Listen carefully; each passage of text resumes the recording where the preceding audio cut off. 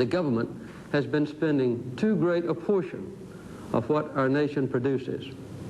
During my campaign, I promised to cut the government share of our total national spending from 23%, which it was then, to 21% in fiscal year 1981. We now plan to meet that goal 1 year earlier.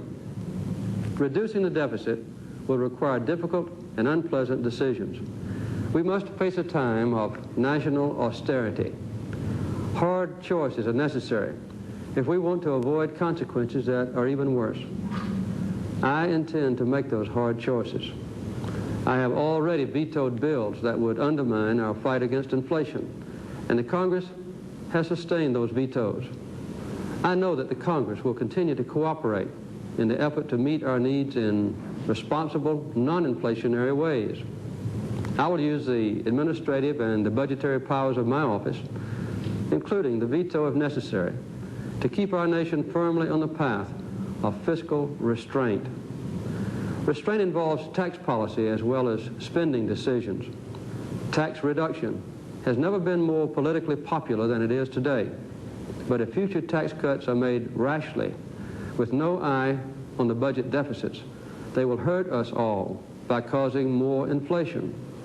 There are tax cuts which could directly lower costs and prices and help in the fight against inflation. I may consider ways to reduce those particular taxes while still cutting the budget deficit. But until we have a convincing prospect of controlling inflation, I will oppose any further reductions in federal income taxes.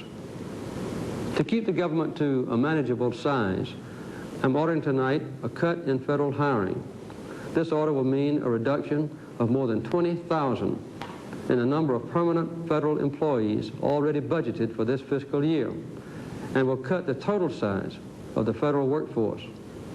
I've already placed a 5.5% cap on the pay increase for federal employees, and federal executive officers are receiving no pay increases at all. It's not enough just to control government deficits, spending, and hiring. We must also control the costs of government regulations. In recent years, Congress has passed a number of landmark statutes to improve social and environmental conditions.